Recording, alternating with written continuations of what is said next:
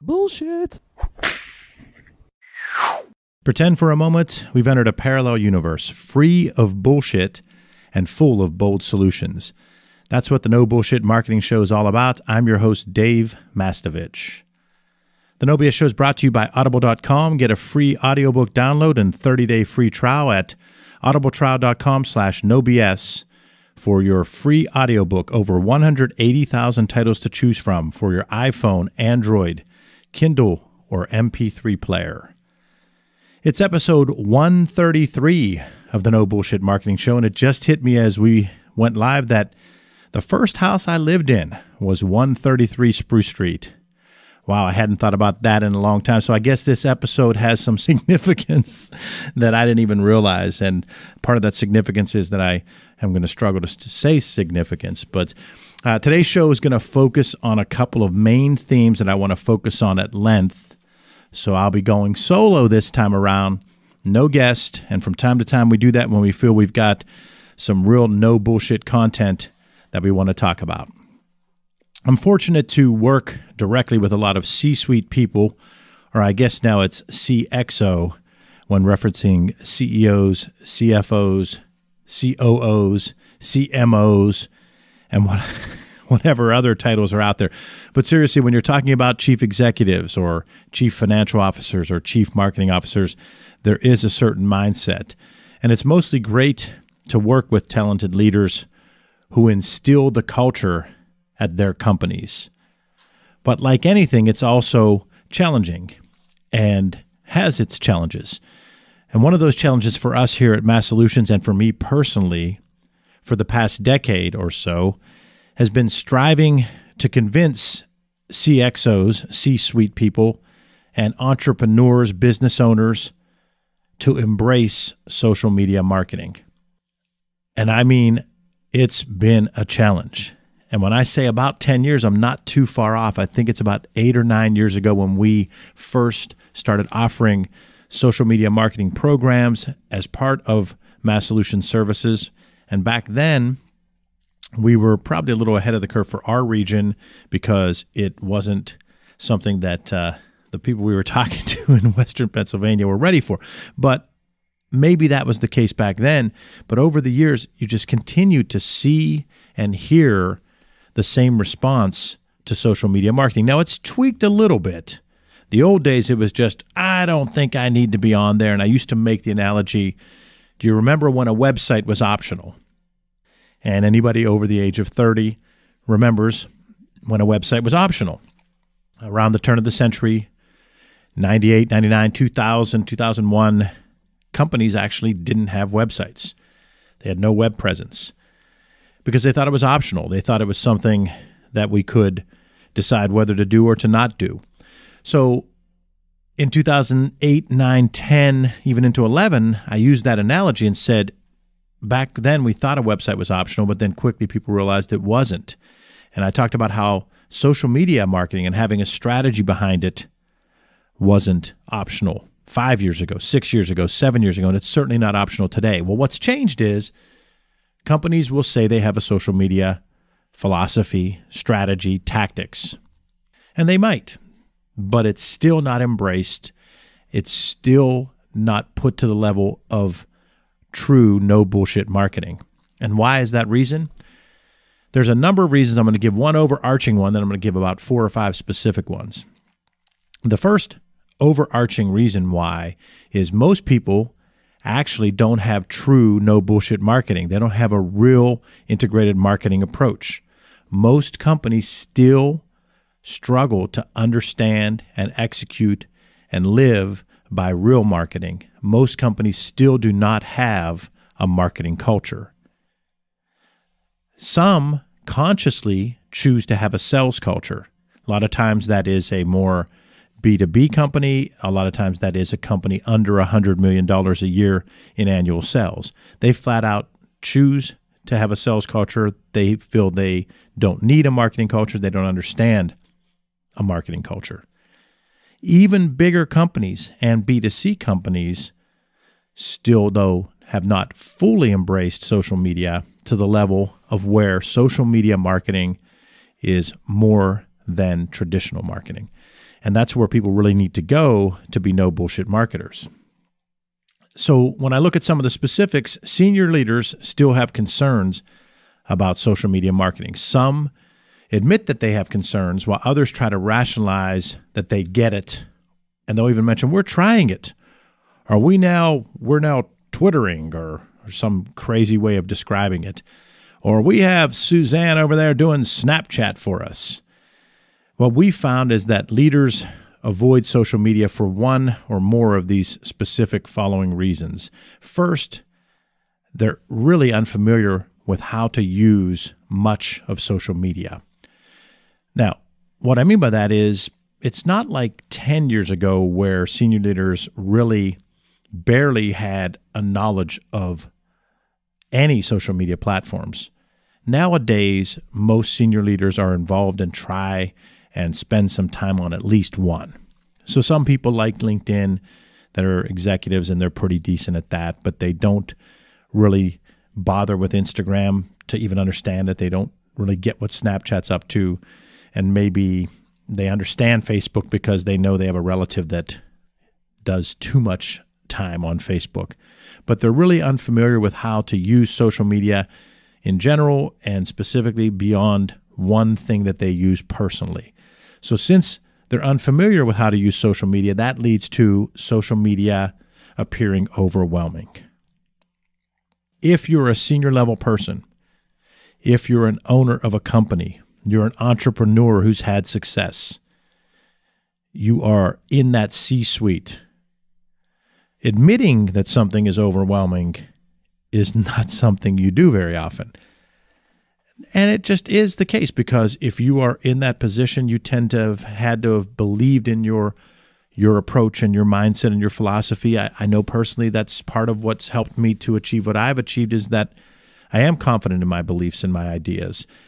So admitting that you're overwhelmed is not something that happens a lot in that setting. So social media appears overwhelming, and there's not a lot of people admitting that it's overwhelming. And then that leads to the belief of number 3, the belief that the risk of sharing the wrong thing. There are companies we talk to. We have some education clients, school districts, a lot of fear that the wrong thing could be somehow posted on social media. I had a CEO 2 days ago say to me, I don't want to put something out there that I can't get back. Again, it's a fear and a risk of sharing the wrong thing, which leads them to rationalize, number 4, that they don't have time for social media. They don't have time for social media. I would argue that that's the equivalent of saying, I don't have time to brand. I don't have time to communicate. I don't have time to talk. I don't have time to connect.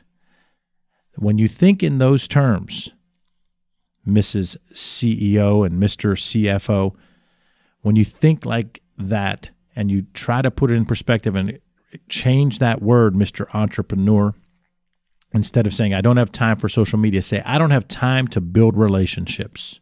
I don't have time to build connections. I don't have time to talk. I don't have time to communicate. I don't have time to relate. Apply that to all 4 of these. I'm unfamiliar with building relationships. I'm unfamiliar with communicating. I'm unfamiliar with connecting. I believe communicating is overwhelming. I believe relationship building is overwhelming. Again, all 4 of these major ones. I believe communicating is the wrong thing. I believe that connecting is the wrong thing. I don't have time to connect.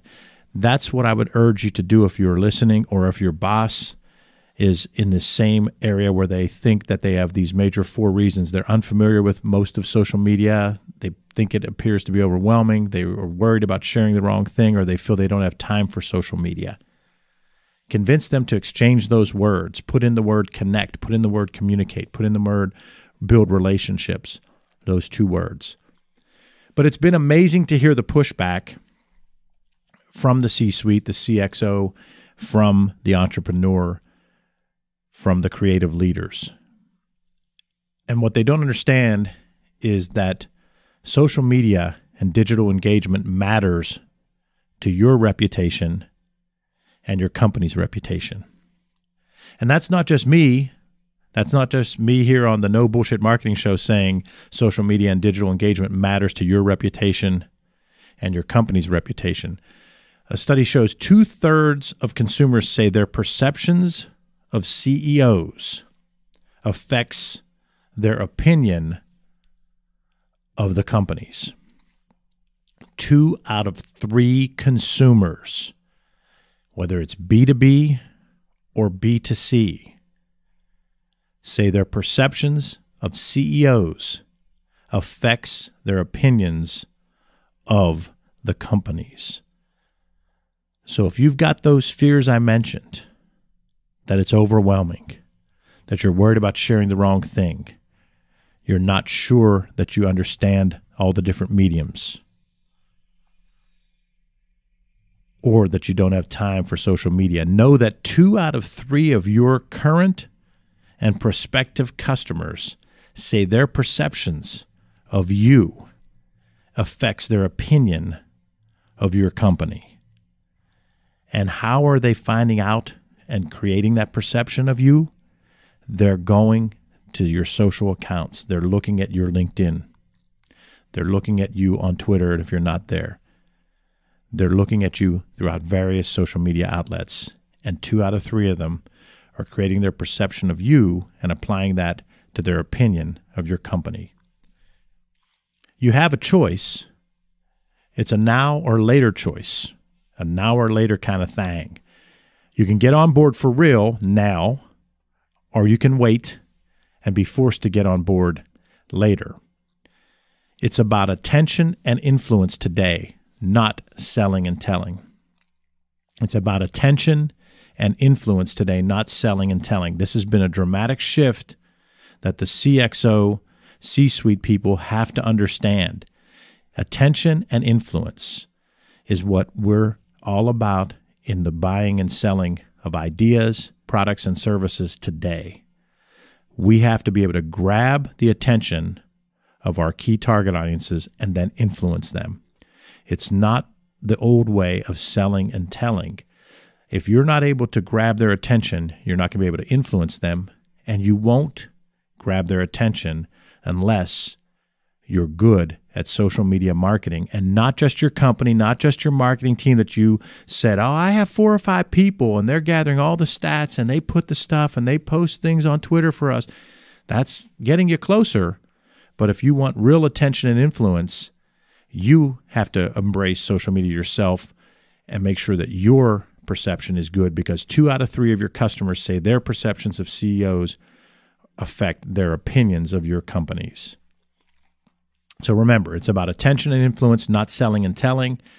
And I want to make sure that we see less and less of what I've gone through pretty much still on a weekly basis. And my team has seen this. And just this week, we've had 2 instances where we had leadership teams that we were talking to, and we were explaining yesterday what a podcast is. What a podcast is. Then we had to explain how that could be relevant and be part of a content strategy. Because the old mindset of selling and telling and the old mindset of traditional media leads people to ask questions like, well, how many people listen to that? And where do they listen to that? How many people for sure? Who's doing that? Is our biggest competitor doing that? And let me give you some answers. 1 in 5 Americans listen to a podcast this week. More than 1 billion were downloaded in 2015. Now, I'm not here to speak about podcasts. I'm here to make the point that I had to spend key time with 2 C-suite people and my team explaining 1/10 of what our ideas were to get a content strategy going was about a podcast. 1/10 of it. And then we had to deviate and explain what a podcast was, how it mattered, how it was part of an overall content strategy, and how it didn't matter that the name is stupid. The name podcast is dumb, and so nobody can very quickly understand what a podcast is, and I get it. That's beyond my show or anybody else's. So the average person, in fairness to this person, they don't podcast, so they don't listen to podcasts, so they have no idea. But it was beyond that. I had to explain blocking and tackling of social media marketing. And that's crazy that in 2017 we're doing that.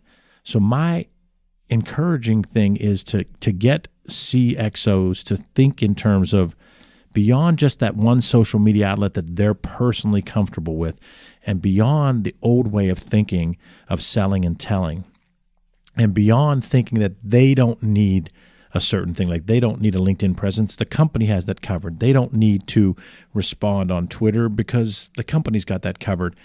It's got to be a part of your culture. You have to have a marketing culture, and to have a true marketing culture, you have to believe and embrace social media.